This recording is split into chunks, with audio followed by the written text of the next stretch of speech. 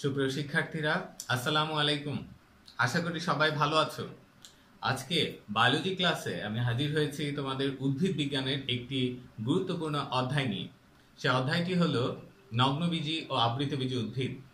এই নগ্ন ও আবৃতবীজি উদ্ভিদ নিয়ে আমি তোমাদের টোটাল 3টি ক্লাস নিব।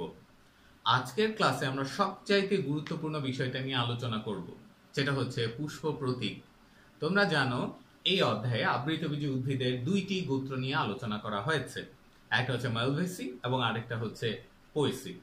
তো মালভেসি এবং পোয়েসি গোত্রের পুষ্প প্রতীক কেমন করে সহজে অঙ্কন করা যায় এবং ব্যাখ্যা করা যায় সেটা নিয়েই হচ্ছে আজকে আমার এই ক্লাস। তো আশা করছি ক্লাসটি করার জন্য তোমরা যথাযথ প্রস্তুতি গ্রহণ করেছো।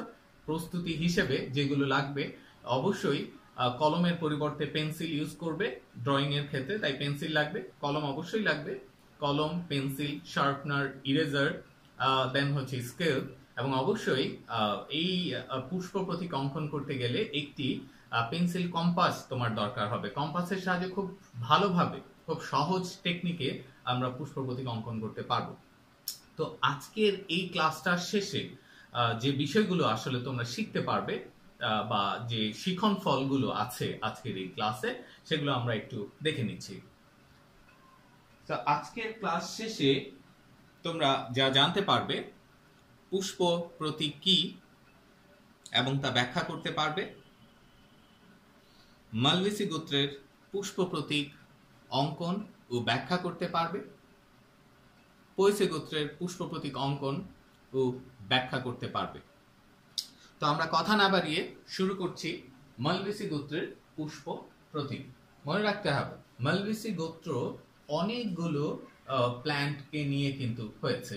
তো এই প্ল্যান্ট বা এই উদ্ভিদগুলোর মধ্যে উল্লেখযোগ্য হচ্ছে জবা। যদি তোমাকে এক্সামে বলা হয় জবার পুষ্প প্রতীক অঙ্কন করো, তাহলে যে প্রতীকটা হবে মালভেসি গোত্রের পুষ্প প্রতীক অঙ্কন করো বলে একই প্রতীকটাই কিন্তু হচ্ছে। তো আমরা আজকে দেখবো মালভেসি গোত্রের পুষ্প প্রতীক, তার মানে হচ্ছে জবার পুষ্প প্রতীক। এই ক্লাসের প্রথমে আমরা মালভেসি গোত্রের পুষ্প প্রতীক পড়বো এবং ক্লাসের শেষ দিকে আমরা ধান বা পোয়েসি গোত্রের পুষ্প প্রতীক পড়বো। তাহলে তোমরা শুরু করে দাও। তো প্রথমে যেটা করতে হবে, আমরা টপিকস লিখব। টপিকসটা হচ্ছে মালভেসি গোত্রের পুষ্প প্রতীক। তো গোত্রটার নাম হচ্ছে মালভেসি। তো মালভেসি গোত্রের পুষ্প প্রতীক। ওকে, মালভেসি গোত্রের পুষ্প প্রতীক আঁকতে গেলে, শুধু মালভেসি না, অন্য যে কোনো গোত্রের পুষ্প প্রতীক আঁকতে গেলে যে বিষয়টা লাগবে সেটা হচ্ছে পুষ্প সংকেত জানতে হবে। একটি পুষ্প সংকেত হচ্ছে একটি পুষ্পের বিভিন্ন স্তবকের সংখ্যা অবস্থান নির্ণায়ক একটি সংকেত। তো তুমি যদি পুষ্প সংকেত জেনে থাকো তাহলে কিন্তু তুমি বুঝতে পারবে ওই ফুলে কতগুলো স্তবক আছে, স্তবকগুলোর মধ্যে কোনো ধরনের সম্পর্ক আছে কিনা সবগুলো কিন্তু জানা যাবে এবং সেটা কিন্তু পুষ্প প্রতীকে ফুটিয়ে তোলা যাবে।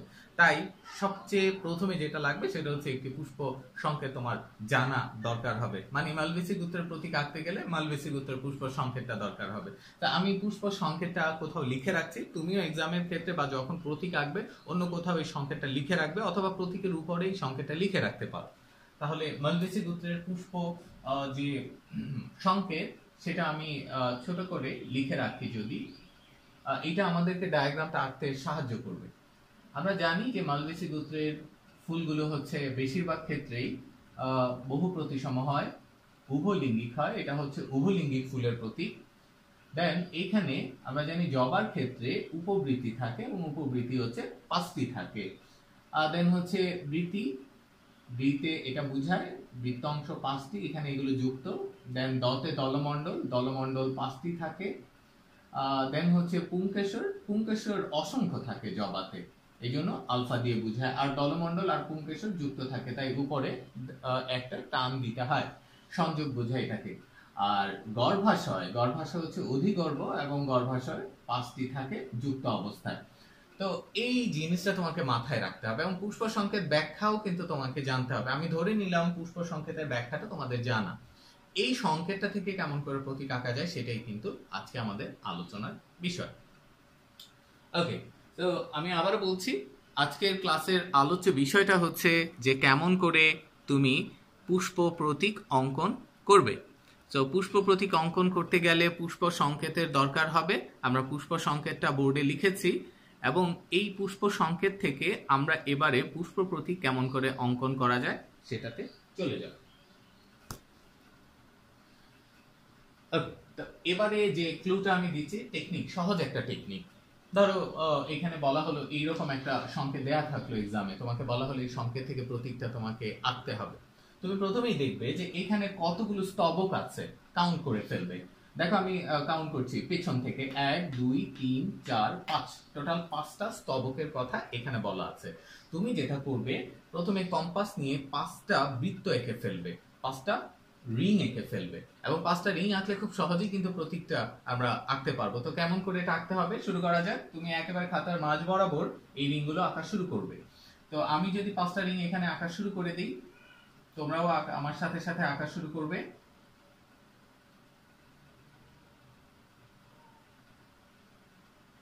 এটা হচ্ছে নাম্বার 1, এইটাকে ঘিরে নাম্বার 2,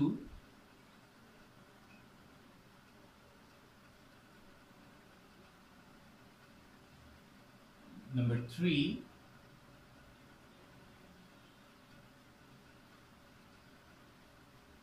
নাম্বার 4,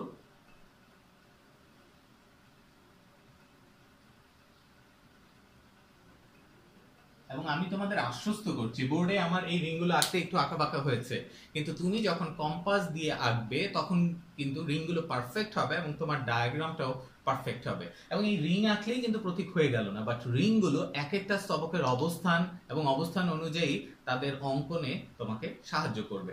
তা দেখো রিং এর অর্থটা কি। এখানে বাইরে যে রিংটা দেখতে পাচ্ছ এটা হচ্ছে সবার বাইরে ফুলের যে অংশটা স্তবকটা থাকে উপবৃত্তি, সেটার জন্য। তার ভেতরের যে রিংটা দেখতে পাচ্ছ সেটা হচ্ছে পরের যে স্তবক সেটার জন্য বা বৃত্তির জন্য। তার পরেরটা ওখানে যেটা দেখা যাচ্ছে দল, এটা দলের জন্য। তারপর হচ্ছে পুংকেশরের জন্য এবং সবার ভেতরের যে ঘরটা আছে সেটা হচ্ছে স্ত্রী কেশর বা গর্ভাশয়ের জন্য। তাহলে বুঝতে পেরেছো? তাহলে আমরা যদি বাইরে থেকে অঙ্কন করি মানে উপবৃত্তি থেকে অঙ্কন করতে হবে, আর যদি ভেতর থেকে অঙ্কন করি গর্ভাশয় থেকে অঙ্কন করব। আমার মনে হয় ভেতর থেকে বাইরের দিকে অঙ্কন করাটাই হচ্ছে ইজি। তাহলে শুরু করা যাক। ভেতরের যে ঘর সেটা হচ্ছে গর্ভাশয়ের। এইখানে স্ত্রী কেশরে 5টি গর্ভপত্র আছে, আমরা এটার ভেতরে 5টি গর্ভপত্র আঁকবো। এখানে যদি 5-এর পরিবর্তে 10 দেয়া থাকতো তাহলে 10টা আঁকতে হতো। তোমাকে মনে রাখতে হবে মালবেসি গোত্রের 5টাও হতে পারে, গর্ভপত্র 10টাও হতে পারে, মানে 5 থেকে 10-এর ভেতরে হতে পারে যে কোনোটা। এখানে এক্সামে যদি 5-এর পরিবর্তে 10 থাকে 10টা দিতে হবে, যদি 6 থাকে 6টা দিতে হবে। তাহলে আমি এইখানে যা দেয়া আছে 5টা, সেই 5টা দিয়ে অঙ্কন করছি। তো এই জায়গায় 5টা সমান ভাগ করে নিতে হবে। তো এইটার জন্য প্রথমে একটা সেন্টার সিলেক্ট করতে হবে, কেন্দ্র। এইটাকে কেন্দ্র করে দেখো 5টা ভাগ করে নিলাম, 1 2 3 4 5। এক একটা দিয়ে এক একটা গর্ভপত্রকে বোঝানো হবে। এখানে 5টা গর্ভপত্র হয়েছে। আর যেটা এই সংকেতে নাই, আর তোমাকে মনে রাখতে হবে এই সংকেত পুরোপুরি কিন্তু প্রতীককে রিপ্রেজেন্ট করছে না, এই সংকেতটা দিয়ে প্রতীক আঁকতে তোমাকে সাহায্য করছে মাত্র। তো এখানে 5টা, এই যে দেখো 5টা যে আছে গর্ভপত্র, এটা কিন্তু ওখান থেকে আমরা জানতে পারলাম। এবং প্রতিটা গর্ভপত্রে 2টি করে ডিম্বক আছে, যেটা কিনা এই সংকেতে বলা হচ্ছে না, কিন্তু এটা তোমাকে মুখস্থ রাখতে হবে যে মালবেসি গোত্রের প্রতিটি গর্ভপত্রে 2টি করে ডিম্বক থাকে। এই 2টি ডিম্বক আমরা এবারে ড্র করব। 1 2, এখানে প্রত্যেকটা গর্ভপত্রে 2টি করে ডিম্বক আমরা দিয়ে দিব। তাহলে দেখো আমাদের গর্ভপত্র ডান। ওকে, এই গর্ভাশয় বা স্ত্রী কেশরের ঘর এটা ছিল, এটা শেষ হলো। পরের যে বৃত্তটা আছে, পরের যে ঘর আছে ভেতর থেকে দ্বিতীয়টা, সেটা হচ্ছে পুংকেশর। আর এখানে পুংকেশর আছে অসংখ্য। তো এই ঘরে আমরা অসংখ্য পুংকেশর ড্র করব এবং এটার জন্য আগে এটাকে 5টি সমান ভাগে ভাগ করে নিব, যেন এই পুংকেশর গুলো সমানভাবে ডিস্ট্রিবিউটেড হয়। এবং 5 ভাগ করার আরো কারণ আছে, সেটা একটু পরে আমি তোমাদের বলছি। তাহলে দ্বিতীয় ঘর যেটা এই ঘরটা, সেটাতে আমরা পুংকেশর গুলো ড্র করবো। আর পুংকেশর এখানে দেখো অসংখ্য বলেছে, অসংখ্য মানে এটা তো নির্দিষ্ট কোনো ধরনের কোনো নম্বর এখানে নাই, তো তোমার ইচ্ছা মতো আঁকবে। মনে রাখবে ঘরগুলো করেছি যেন প্রতিটা ঘরে পুংকেশর সমান থাকে। তুমি যদি প্রতিটি ঘরে 3টি আঁকো সেটাও যেমন হবে, প্রতিটি ঘরে 4টি আঁকলেও হবে। তবে মনে রাখতে হবে প্রত্যেকটা ঘরে যেন সমান সংখ্যক পুংকেশর হয়, কোনোটায় 3টা কোনোটায় 4টা, সেটা কিন্তু দেয়া ঠিক হবে না। তা আমি প্রত্যেকটাতে, এখানে ডিপেন্ড করে যে তোমার কতটুকু জায়গা আছে সেটার উপর। তা আমি এখানে প্রত্যেকটাতে আমি 3টা করে ড্রয়িং করছি। দেখো এগুলো যখন আঁকছি এগুলো এইরকম ভাবে আঁকছি, এগুলো হচ্ছে এক একটা পুংকেশর। এটা হচ্ছে পরাগধানী আর এটা হচ্ছে পরাগদণ্ড, এবং পরাগধানীটা এখানে হচ্ছে সিম বীজের মতো, তাই একটু বাঁকানো, এই জিনিসটা একটু খেয়াল করে আঁকলে চলবে। তা দেখো প্রত্যেকটাতে আমি 3টা করে ড্র করব। তুমি যদি প্রত্যেকটায় 5টা দাও সেটা তোমার ইচ্ছে অনুযায়ী আঁকবে। এবং পুংকেশর গুলো আঁকার ক্ষেত্রে খুব একটা সময় কিন্তু ব্যয় করা যাবে না, কারণ মনে রাখতে হবে এই প্রতীকটা আঁকার ক্ষেত্রে তোমাকে সর্বোচ্চ আমরা 3 কিংবা 4 নম্বর দিতে পারি, তো সেইটার জন্য তুমি কিন্তু বেশি টাইম পাচ্ছ না এক্সামে। ওকে, আমাদের পুংকেশর কমপ্লিট হলো। তো গর্ভাশয় এইটা শেষ, পুংকেশর আমাদের এটাও কমপ্লিট হলো। দেন হচ্ছে যেটা আছে দলমণ্ডল। দলমণ্ডল দিয়ে পাপড়িকে বোঝায়, এখানে পাপড়ি হচ্ছে 5টি স্পষ্টত। তো দলমণ্ডলের ঘর হচ্ছে এইটা, যেটা অলরেডি আমরা 5টা ভাগ করে নিয়েছি, এই জন্যই 5 ভাগ করতে হয়। দলমণ্ডল 5 আছে বলেই কিন্তু আমরা আগে ভাগে এটাকে 5 ভাগ করে নিয়েছি, যেন পুংকেশরগুলো ইকুয়ালি ডিস্ট্রিবিউটেড হয়। তো দলমণ্ডল 5টা আমরা খুব সহজে আঁকতে পারি। জাস্ট এখন তোমাকে ইরেজার ইউজ করতে হবে, ইরেজার দিয়ে একটু মুছে দিতে হবে, মাঝখানের জায়গাগুলোকে একটু মুছে এইভাবে দিয়ে দিতে হবে। তাহলে দেখো 5টা পাপড়ি হয়ে যাচ্ছে। 5টা, 1 2 3 4 5টা পাপড়ি কিন্তু হয়ে গেল। তো এই 5টা পাপড়ি একটু মডিফাই করে দিতে হবে।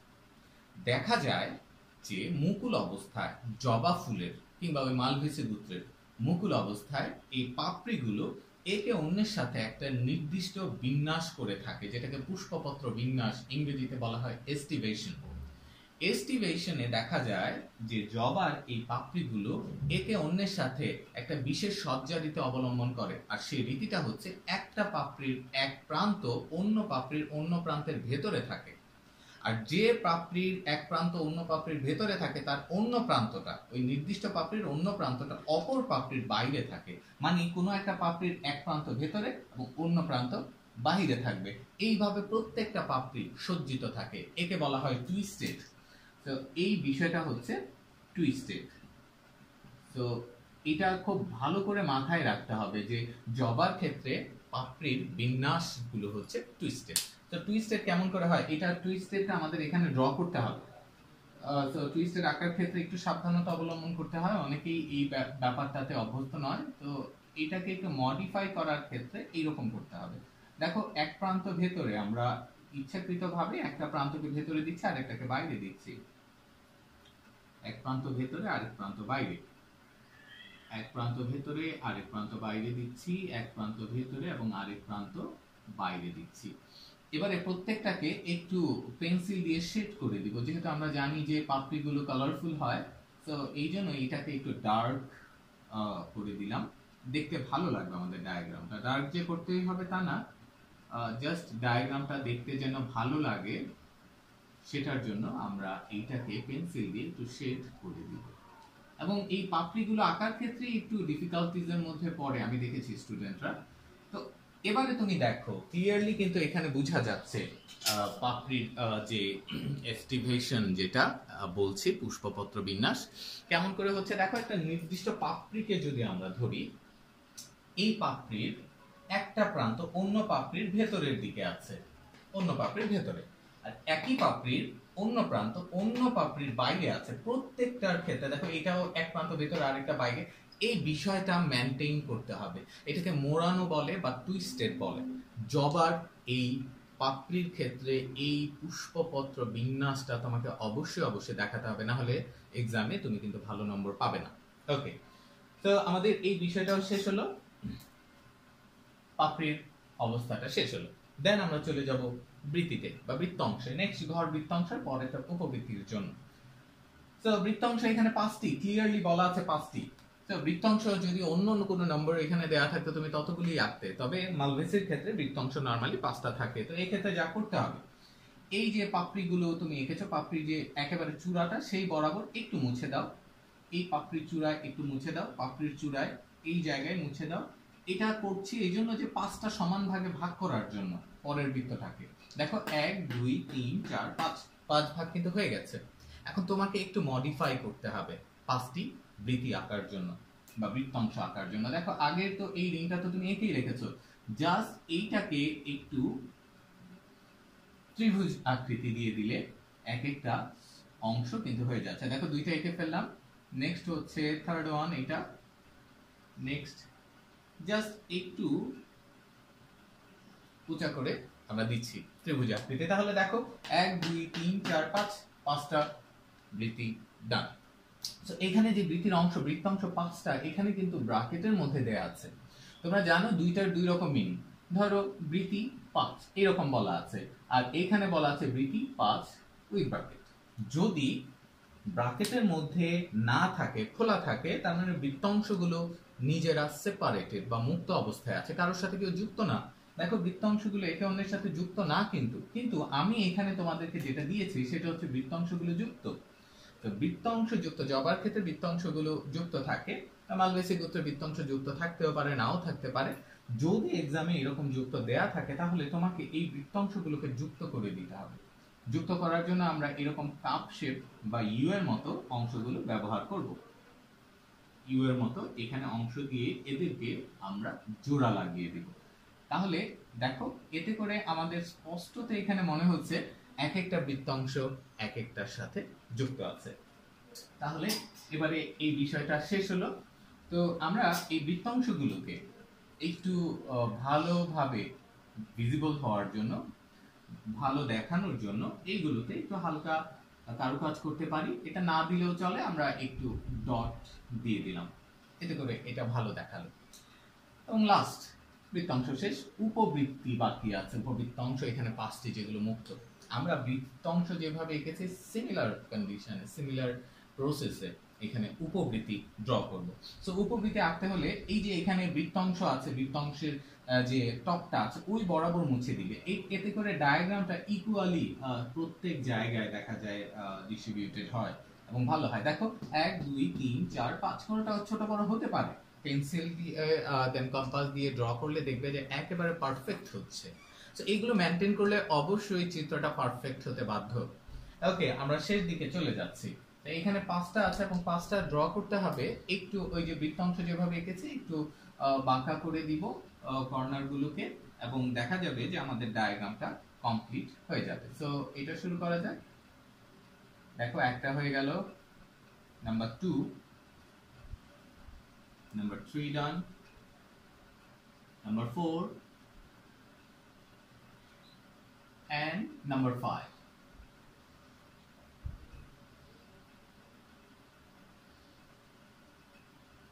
Okay, so দেখো 1 2 3 4 5, 5টা কিন্তু হয়ে গেছে। তাহলে আমাদের এখানে উপবৃত্তাংশ আছে 5টা এবং আমরা 5টা উপবৃত্তাংশ এঁকেছি। এতে করে আমাদের ডায়াগ্রামটা কিন্তু কমপ্লিট হয়ে গেল, প্রায় কমপ্লিট হয়ে গেল। প্রায় বলছি এই জন্য যে এখানে শুধুমাত্র একটি মাতৃ অক্ষ দেয়া বাকি আছে। এখানে তুমি দেখো আমি ওখানে পুষ্প সংকেতটা দিয়েছিলাম প্রথমে এবং বলেছি একটা পুষ্প সংকেত থেকে খুব সহজে পুষ্প প্রতীক আঁকা যায়। ওই পুষ্প সংকেতের প্রত্যেকটা অংশ কিন্তু আমরা ব্যবহার করেছি। এখন পুষ্প সংকেত থেকে পুষ্প প্রতীক যখন কমপ্লিট হয়ে গেল, একটা পুষ্প প্রতীক হচ্ছে যে মাতৃ অক্ষের সাপেক্ষে কোনো একটা ফুলের অবস্থান, মাতৃ অক্ষের সাপেক্ষে ওই ফুলের বিভিন্ন স্তবকের অবস্থান, স্তবকের সংখ্যা সবকিছু এটা এক্সপ্লেইন করে। তাহলে প্রতীকে একটা মাতৃ অক্ষ দেয়া জরুরি। তো আমরা এই প্রতীকটাতে একটা মাতৃ অক্ষ দিব। তো এই ডায়াগ্রামটায় তুমি আঁকার পরে দেখবে যে কোথাও কোনো ধরনের কম বেশি হয়েছে কিনা, কোনো ধরনের মডিফিকেশন লাগবে কিনা। আমার মনে হচ্ছে এই জায়গাটায় আমি একটু মডিফাই করতেই পারি, তোমাদের দরকার হবে না, তোমরা ইউ শেপ যদি পারফেক্ট দিয়ে থাকো। তো আমার কাছে এটা একটু ইমপারফেক্ট মনে হয়েছে, তাই আমি এই অংশটাকে একটু আবার নতুন করে একটু এঁকে দিলাম। ওকে, দ্যাটস ইট, একই ছিল। তো এবারে একটি যা বলছিলাম একটি মাতৃ অক্ষ দিতে হবে। সো মাতৃ অক্ষটা আমরা একেবারে চূড়া বরাবর একটি টিপের মতো এভাবে দিয়ে দিব। অনেক ক্ষেত্রে তোমরা দাও না যে দেখা যায় ছোট বাচ্চাদের কপালে টিপ দিয়ে দাও এইখানে যেন নজর না পড়ে, তো তোমার ডায়াগ্রামে যেন নজর না পড়ে অ্যাকচুয়ালি এইরকম ভাবে একটা টিপ তুমি দিয়ে দিবে, এটাকে অ্যাকচুয়ালি মাতৃ অক্ষ বলছে। ওকে, তাহলে আমাদের ডায়াগ্রামটা এখানে কমপ্লিট হয়েছে। সো এই ডায়াগ্রামে এখন যেটা বাকি আছে সেটা হচ্ছে লেভেলিং করতে হবে, বিভিন্ন অংশগুলোর নামকরণ করতে হবে। তো নামকরণ শুরু করা যাক, এবং নামকরণ অবশ্যই যে কোনো একদিকে করলে বেটার। ওকে, সো আমরা এবারে এটার বিভিন্ন অংশের নামকরণ করব, যে কোনো একদিকে নামকরণ করব। ওকে, সো প্রথমে আমরা এই অংশটার নামকরণ করছি। এটা তোমরা সবাই জানো, এটা মাতৃ অক্ষ, যে অক্ষ থেকে একটি ফুলের উৎপত্তি ঘটে, তা মাতৃ অক্ষ। বাইরে একেবারে বাইরের যে স্তবকটা আমরা একটু আগে বলেছিলাম, এটা হচ্ছে উপবৃত্তি, এটা হচ্ছে উপবৃত্তি। নেক্সট, উপবৃত্তির ভেতরের যে ঘরটা ছিল সেটা হচ্ছে বৃত্তির জন্য বা বৃত্তাংশের জন্য, সেটা হচ্ছে বৃত্তির অংশ বা বৃত্তাংশ। বৃত্তাংশের ভেতরে আমরা যেটা এঁকেছিলাম মনে করে দেখো, এটা হচ্ছে পাপড়ি বা দলমণ্ডলের ঘর। তো দলমণ্ডলের এক একটি এককে পাপড়ি বলে, আমরা এখানে পাপড়ি লিখলাম। পাপড়ির ভেতরে যেগুলো দেখতে পাচ্ছ সেগুলো হচ্ছে পুংকেশর। তো আমরা পুংকেশর আইডেন্টিফাই করব।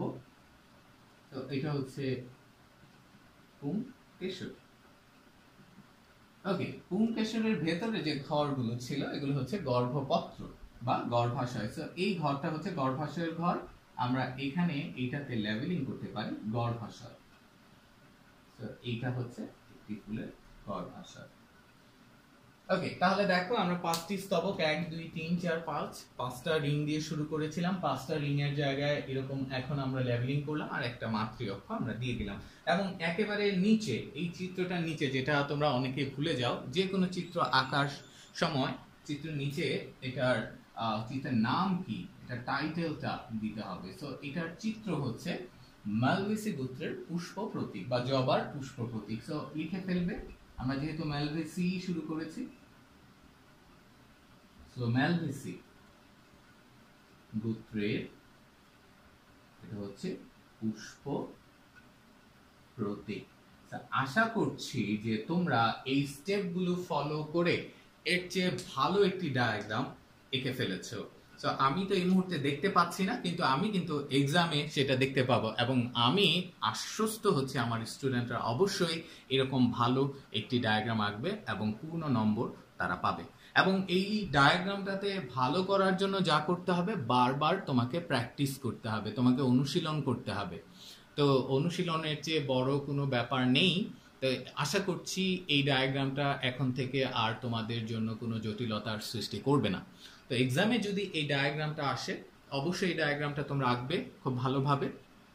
কিন্তু যদি বলা হয় পুষ্প প্রতীক অঙ্কন ও ব্যাখ্যা করো, তো এইটার ক্ষেত্রে এই প্রতীকটা এখন তোমাকে ব্যাখ্যা করতে হবে। অনেক ক্ষেত্রে ব্যাখ্যা চায়, তো এই প্রতীকের ব্যাখ্যা মানেটা কি, তুমি যা এঁকেছো তাই তো বলবে। এই প্রতীকের ব্যাখ্যা, ধরো বলা হলো মালভেসি গোত্রের পুষ্প প্রতীক তুমি ব্যাখ্যা করো, তো তুমি কেমন করে ব্যাখ্যা করবে? এই ডায়াগ্রামটা আঁকার পরে তুমি লিখবে ব্যাখ্যা। তো আমি এই ডায়াগ্রামটা মুছে ফেলছি, তারপর এখানকার ব্যাখ্যাটা আমি বলছি। অবশ্যই ডায়াগ্রামটা মুছে ফেললে আমার ব্যাখ্যা দিতে একটু প্রবলেম হবে, কিন্তু তোমার খাতায় তো এটা ড্রয়িং আছে, তুমি ইজিলি বুঝতে পারবে যে আসলে কি বলতে আমি চাচ্ছি। তো মালভেসি গোত্রের পুষ্প প্রতীকটা আমি মুছে ফেলছি, কারণ এখানে আমি এখন ব্যাখ্যা দেখাচ্ছি। ব্যাখ্যা 2 থেকে 3 লাইনে তুমি শেষ করতে পারো, ব্যাখ্যার জন্য সর্বোচ্চ বরাদ্দকৃত নম্বর 1। ওকে, তো এই ডায়াগ্রামটা তুমি এখন যদি ব্যাখ্যা করো পুষ্প প্রতীকটা, তাহলে তুমি লিখবে ফুলটি বহু প্রতিসম উভলিঙ্গিক, তারপর সেমিকোলন দিয়ে লিখবে উপবৃত্তি 5টি, কারণ আমরা দেখতে পাচ্ছি যে এখানে উপবৃত্তি একদম বাইরে উপবৃত্তি আছে 5টি, এবং উপবৃত্তিগুলো কিন্তু মুক্ত অবস্থায় আছে, কারোর সাথে যুক্ত নেই। তাহলে তুমি লিখবে উপবৃত্তি 5টি মুক্ত। তার পরবর্তীতে আছে বৃত্তি, বৃত্তিতে আছে বৃত্তাংশ। বৃত্তাংশ এখানে কাউন্ট করে দেখো 5টি। তাহলে লিখে ফেলো বৃত্তাংশ 5টি এবং সেখানে বৃত্তাংশগুলো কিন্তু যুক্ত। তাহলে বৃত্তাংশ 5টি, তারপরে লিখবে কমা যুক্ত। তারপরে এখানে দেখতে পাচ্ছ যে পাপড়িগুলো কিন্তু এখানে টুইস্টেড এস্টিভেশনে আছে, যেগুলো হচ্ছে আমি একটু আগে তোমাদের ব্যাখ্যা করেছি, এবং পাপড়ির সংখ্যা 5টি। তাহলে লিখো পাপড়ি 5টি যাদের এস্টিভেশন টুইস্টেড, সেমিকোলন দিয়ে লিখো। পুংকেশর অসংখ্য, এখানে অসংখ্য পুংকেশর আছে। দেন লিখো কমা দিয়ে স্ত্রীকেশর বা গর্ভাশয় 5 প্রকোষ্ঠ বিশিষ্ট। এখানে 5টি প্রকোষ্ঠ আছে আর প্রতি প্রকোষ্ঠে 2টি ডিম্বক আছে, সেটা না লিখলেও চলবে। এইভাবে আমরা এটা শেষ করতে পারি। ওকে, নেক্সটে আমরা চলে যাব আরো একটা প্রতীক অঙ্কনে। তোমরা ম্যালভেসি গোত্রের প্রতীক অঙ্কন করেছো খুব ভালোভাবে, এটা শেষ হয়েছে। এখন আমরা আরেকটি গোত্র, যেটা হচ্ছে পোয়েসি গোত্র, পোয়েসি গোত্রের পুষ্প প্রতীক অঙ্কন করব। ম্যালভেসি গোত্রের পুষ্প প্রতীক যেমন করে তোমরা অঙ্কন করেছো, পোয়েসি গোত্রের পুষ্প প্রতীক আরো সহজ টেকনিকে অঙ্কন করা যায়। এবং পুষ্প প্রতীক অঙ্কন করতে গেলে যেটা লাগবে আগে বলেছি, পুষ্প সংকেতটা জরুরি। পুষ্প সংকেতটা লিখে ফেলবে। তাহলে আমরা শুরু করছি এবারে পোয়েসি গোত্র। পোয়েসি, তো পোয়েসি গোত্রের পুষ্প প্রতীক। আমরা এবারে পোয়েসি গোত্রের পুষ্প প্রতীক অঙ্কন শিখব।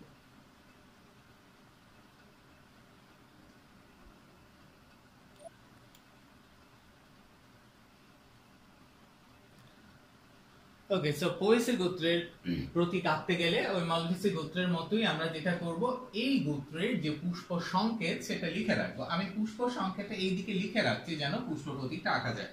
তো পোয়েসি গোত্রের পুষ্প সংকেতে আমরা জানি মপ মানে মঞ্জুরি পত্র আছে, দেন উমপ মানে উপমঞ্জুরি পত্র আছে, এবং পুষ্পটা হচ্ছে 1 প্রতিসম, পুষ্পটা উভলিঙ্গিক। এখানে পুষ্পপুট থাকে 2টি, পুংকেশর থাকে 2 আবর্তে সজ্জিত 3 + 3 6টি, আর গর্ভাশয় অধিগর্ভ এবং গর্ভাশয়ের সংখ্যা 1টি। এটা হচ্ছে পোয়েসি গোত্রের পুষ্প সংকেত। এই পোয়েসি গোত্রের পুষ্প সংকেত এইটার সাহায্যে আমরা এবারে প্রতীকটা অঙ্কন করব। তো শুরু করা যাক। এই প্রতীকটা অঙ্কন করতে গেলে তোমাকে যেটা করতে হবে, একটা প্লাস চিহ্ন দিতে হবে স্কেল দিয়ে। দেখো কেমন করে আমি এটা দিই, এরকম ভাবে একটা প্লাস আমরা দিব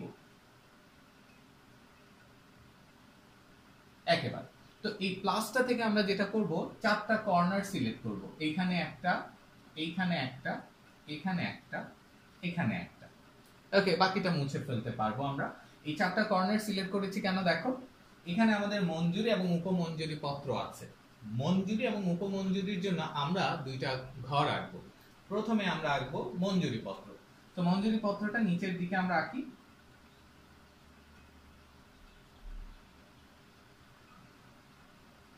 এটা হলো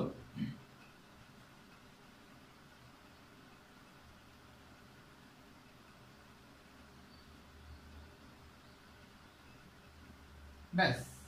তাহলে আমরা আসলে প্লাসটা দিয়ে নির্ধারণ করেছি মঞ্জুরিটা কত বড় হবে, একই রকম স্ট্রেইট যেন হয় সেটার জন্য দিয়েছি। দেন দেখো মঞ্জুরি ডান, দেন উপমঞ্জুরিটা উপরের দিকে আঁকবো একই ভাবে, এরকম ভাবে একটি ট্রায়াঙ্গেলের মতো করে আমরা আঁকবো।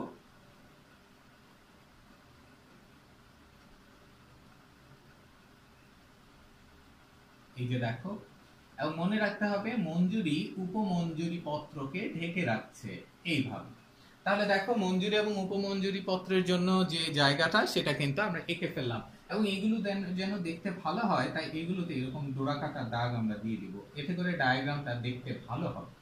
তাহলে দেখো এই জিনিসগুলো আমরা দিয়ে দিচ্ছি। অনেকে ম্যালভেসি গোত্রটা অনেক কঠিন কিন্তু ওইটা কিন্তু ওই কম্পাস দিয়ে খুব সহজে এঁকে ফেলো, কিন্তু পোয়েসিতে তোমরা লেজে গোবরে করে ফেলো।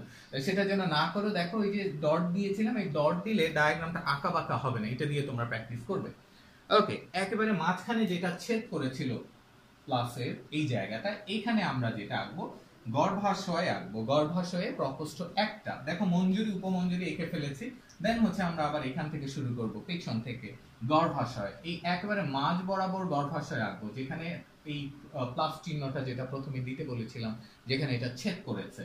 তো এই জায়গায় একটি গর্ভাশয় এবং এক প্রকোষ্ঠ বিশিষ্ট গর্ভাশয় আঁকলাম।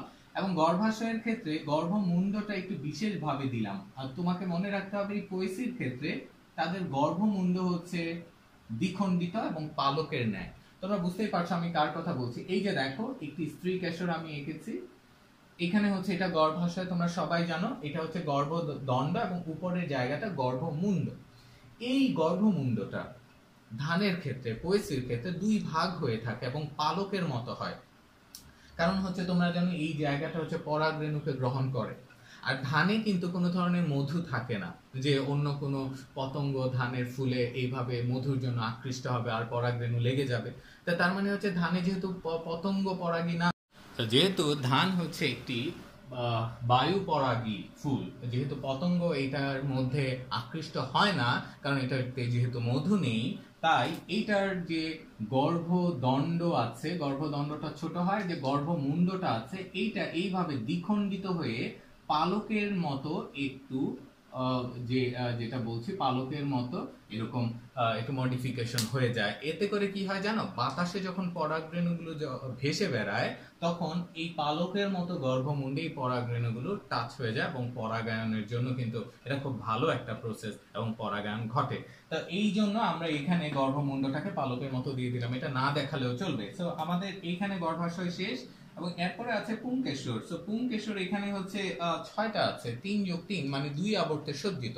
পুংকেশর ডিরেক্টলি 6 লিখলেও হয়তো, কিন্তু দেখা যায় ধানের ক্ষেত্রে তাদের যে 6টা পুংকেশর 2টা গ্রুপে থাকে। 2টা গ্রুপ মানে কি, যে কোনো একদিকে থাকে 3টা, এই যে দেখো এমন করে, এবং অন্য দিকে আরো 3টা এরকমের পুংকেশর থাকে, তাই 2 আবর্তে সজ্জিত। এখানে আমরা পুংকেশর গুলো আঁকবো এবং এই ক্ষেত্রে আকার ক্ষেত্রে আমরা যেটা দেখব, উপরে 3টা এবং নিচে 3টা, টোটাল 6টা এভাবে একে কমপ্লিট করব। একটা হয়ে গেল। দেন হচ্ছে এটা বিশেষ একটা নিয়মে আঁকা যায়, দেখো আমি কিভাবে আঁকছি। এটা বিশেষ নিয়ম আছে, তুমি তোমার মতো করে টেকনিক অবলম্বন করে আঁকতে পারো, যে কোনো ভাবে এটা ড্রয়িং করা যাবে, কোনো অসুবিধা নেই। ওকে, লাস্ট ওয়ান। টোটাল দেখো আমরা যেটা দিয়েছি মনে রাখতে হবে, নিচে 3টা দিয়েছি, উপরে উপমঞ্জুরির এখানে 3টা দিয়েছি, এইভাবে ইকুয়ালি ভাগ থাকবে। 3 যোগ 3 6টা পুংকেশর শেষ হলো। আর আছে পুষ্পপুট। পুষ্পপুট গুলো হচ্ছে অ্যাকচুয়ালি যখন একটি ফুলে বৃতি এবং দলকে আলাদা করা যায় না তখন তাকে পুষ্পপুট বলে। মানে বৃতি এবং পাপড়ি দেখা যায় একটা স্তবক হিসেবে কিন্তু তখন চিহ্নিত করা যায়, মনে হয় যে ফুলে স্তবক ওই একটাই, বৃতিও নেই পাপড়িও নেই, তখন তাকে আমরা পুষ্পপুট বলে থাকি। আর পুষ্পপুটের এককে টেপাল বলে, এটাকে লডিকিউলও বলা যায়। লডিকিউল এখানে আমরা দুইটা লডিকিউল ড্র করব এবং এইগুলো আঁকবো এই জায়গাটায়। এই জায়গাটায় অর্ধচন্দ্রের মতো আমরা 2টা লডিকিউল আঁকবো। এখানে যত লডিকিউল থাকে 2টা এখানে আছে, আমরা 2টাই এঁকে ফেললাম। তাহলে আমাদের ডায়াগ্রাম কিন্তু মোটামুটি কমপ্লিট হয়ে গেছে, এখানে শুধু মাতৃ অক্ষ দেয়া বাকি। তাহলে দেখো এখানে 2টা পুষ্পপুট ড্রয়িং শেষ হলো। তাহলে বাকি অংশগুলো আমরা মুছে ফেলছি। আমরা এবারে যেটা দেখবো, যেটা কিনা এই সংকেতে নেই, যেটা কিনা তোমাকে মাথায় রাখতে হবে, ধানের ক্ষেত্রে গ্লুম থাকে 2টা, যাদেরকে শূন্য গ্লুম বলা হচ্ছে। ধানের ক্ষেত্রে এই শূন্য গ্লুম গুলো আমরা কোথায় দিব, দেখো এই যে মঞ্জুরি এবং উপমঞ্জুরির একেবারে নিচের দিকে। এটা দিলে বেটার, না দিলেও কিন্তু চলে। আমরা একটা এখানে দিলাম এবং আরেকটা এখানে দিব। এই শূন্য গ্লুম গুলো পুষ্প তৈরিতে কোনো ভূমিকাই রাখে না, তাই আমরা শূন্য গ্লুম না দেখালেও চলবে, তবে অনেক বইতে এই ধরনের ব্যাপারটা বলা আছে বলে আমরা এটা দিয়ে দিব। তাহলে এগুলো হচ্ছে শূন্য গ্লুম। এবং সবার উপরে ওই যে বললাম যেন নজর না লাগে, এই জন্য একটা টিপ দিয়ে দিতে হবে, যেটাকে মাতৃ অক্ষ বলা হচ্ছে। তাহলে সম্পূর্ণ ডায়াগ্রামটা কিন্তু কমপ্লিট হয়েছে। এবার এই শেষ করার জন্য আমরা যেটা করব, এই ডায়াগ্রামে আমরা এবারে লেভেলিং করে ফেলবো, মানে হচ্ছে বিভিন্ন অংশের নামগুলো আমরা এবারে চিহ্নিত করে ফেলবো। তাহলে একেবারে উপরে যেটা আমরা দেখতে পাচ্ছি এটাকে মাতৃ অক্ষ বলা যায়। তো দিস ওয়ান মাতৃ অক্ষ। তারপরে এইটা হচ্ছে শূন্য গ্লুম এবং এখানেও আরেকটা শূন্য গ্লুম আছে। তাহলে আমরা লিখে ফেলি, এটা হচ্ছে শূন্য গ্লুম। ওকে, এটাও শূন্য গ্লুম। তাহলে ধানের ক্ষেত্রে যদি বলা হয় শূন্য গ্লুম কয়টা, অবশ্যই তোমাদের উত্তর হবে 2টা। তারপরে আমরা দেখো এখানে এঁকেছিলাম, এটা হচ্ছে মঞ্জুরি পত্র আর এটা ছিল উপমঞ্জুরি পত্র। সো এটা লিখবো মঞ্জুরি। তো মঞ্জুরি পত্রকে কিন্তু আমরা লেমা বলে থাকি, সো এটাকে লেমা বলা যায়। আর যেটা উপরে উপমঞ্জুরি পত্র, এইটাকে বা যেটা হচ্ছে ব্র্যাকটিউল ইংরেজিতে, এইটাকে বলা হয় পেলিয়া। তো উপমঞ্জুরি পত্রের অপর নাম হচ্ছে পেলিয়া। আমরা লেমা এবং পেলিয়া এইভাবেও লেবেলিং করতে পারি, আমি দুইটাই লিখে দিলাম। নেক্সট হচ্ছে যেটা হচ্ছে তুমি এঁকেছো এখানে গর্ভ ও প্রকোষ্ঠ এঁকেছো একটা, এটা হচ্ছে গর্ভাশয়। আর এটা হচ্ছে পুংকেশর। আর যেটা এঁকেছিলে এই যে কালারফুল যেটা দুইটা যেটা পুষ্পপুট এঁকেছো, এটার নাম লোডিকিউল। তুমি চাইলে এখানে পুষ্পপুট বা টেপাল লিখে দিতে পারো। তাহলে দেখো সম্পূর্ণ ডায়াগ্রামটা আমাদের হয়েছে। এখানে আমরা বুঝতেই পারছি যে মাতৃ অক্ষর শূন্য গ্লুম, উপমঞ্জুরি পত্র বা পেলিয়া, গর্ভাশয়, পুংকেশর, লোডিকিউল, মঞ্জুরি পত্র বা লেমা এবং শূন্য গ্লুম। এবং ওই বরাবরের মতোই চিত্রের নাম নিচে লিখতে হবে। এই চিত্রটা হচ্ছে পোয়েসি গোত্রের বা ধানের পুষ্প প্রতীক। তো এটা অবশ্যই তোমরা লিখবে গোত্রের পুষ্প প্রতীক। তাহলে এইভাবে খুব সহজ টেকনিকে কিন্তু আমরা পুষ্প প্রতীক অঙ্কন করতে পারি। যদি এই পুষ্প প্রতীকের ব্যাখ্যা বলে তখন কিন্তু তোমাকে এটা ব্যাখ্যা করতে হবে। তাহলে ব্যাখ্যাটাও তোমরা লিখে নাও। তো তোমরা ওই মালভেসি গোত্রের ব্যাখ্যাটা যেমন করে করেছো, এই গোত্রের এই প্রতীকের ব্যাখ্যাটাও অমন করেই তোমরা করতে পারবে। তো আমি বলছি তোমরা এটাকে লিখে নিবে। তো লিখো এবারে ব্যাখ্যা। ব্যাখ্যা ওই 1 নম্বরের জন্য 2 থেকে 3টা লাইন লিখলেও কিন্তু হয়ে যাচ্ছে। তাহলে ব্যাখ্যায় লিখো এখানে মঞ্জুরি এবং উপমঞ্জুরি পত্র আছে।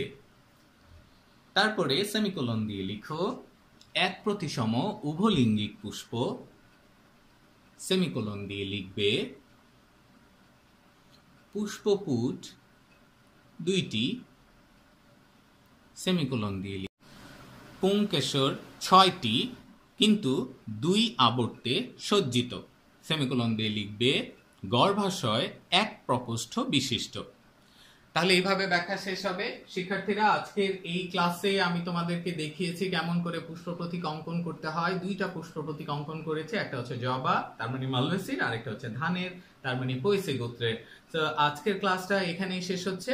আজকের ক্লাসটা তোমরা যা শিখলে সেটা অবশ্যই বাসায় প্র্যাকটিস করবে। বায়োলজির উদ্ভিদ বিজ্ঞানের অন্য কোনো টপিকস নিয়ে আমি পরবর্তী ক্লাসে আবারও হাজির হব। ততক্ষণ পর্যন্ত তোমরা ভালো থাকবে। खुदा हाफिज।